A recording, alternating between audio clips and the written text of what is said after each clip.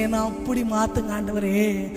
ஆயுசுக்கும் அடிமை நான் எழுதி வச்சுட்டேன். இந்த நுகத்துல உங்களோட நான் பிணைக்கப்பட்டுட்டேன். என்னை கழட்ட நான் நினைச்சா கூட முடியவே கூடாது ஆண்டவரே. என் கூட நீங்க உடன்படிக்கை பண்ணிருங்க ஆண்டவரே. எத்தனை பேருக்கு ஆசை? அப்பாட்ட சொல்லுங்க. அதுதான் வாழ்க்கை. அப்படி ஒப்பு கொடுக்கறது தான் ஆராதனை. பாட்டை திருப்பி திருப்பி பாடுறது ஆராதனை இல்லம்மா.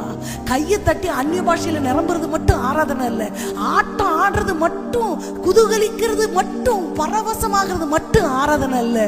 இருதயத்தால தெய்வத்தை சேவிக்கிறது தான் உண்மையான ஆராதனை. நான் ஒரு பொருத்தனை பண்றேன். நான் இன்னையிலிருந்து அடிமைப்பா. எந்த சூழ்நிலையிலும் உங்களை நான் கேள்வி கேட்கவே மாட்டேன். அவர் என்னை கொன்று போட்டாலும் அவர் மேல நான் நம்பிக்கையா இருப்பேன். அவர் என்னை மரண கண்ணிகள்ல விட்டாலும் அவர் கையை பிடித்து கொண்டு அழுது கொண்டே அவர் பின்னாடி போவேன். அவரை கேட்க மாட்டேன். அவருக்கு விரோதமா என் நாவு துணியாது. அந்த எஜமானுக்கு என்றேக்கும் நான் அணிபடிவேன்.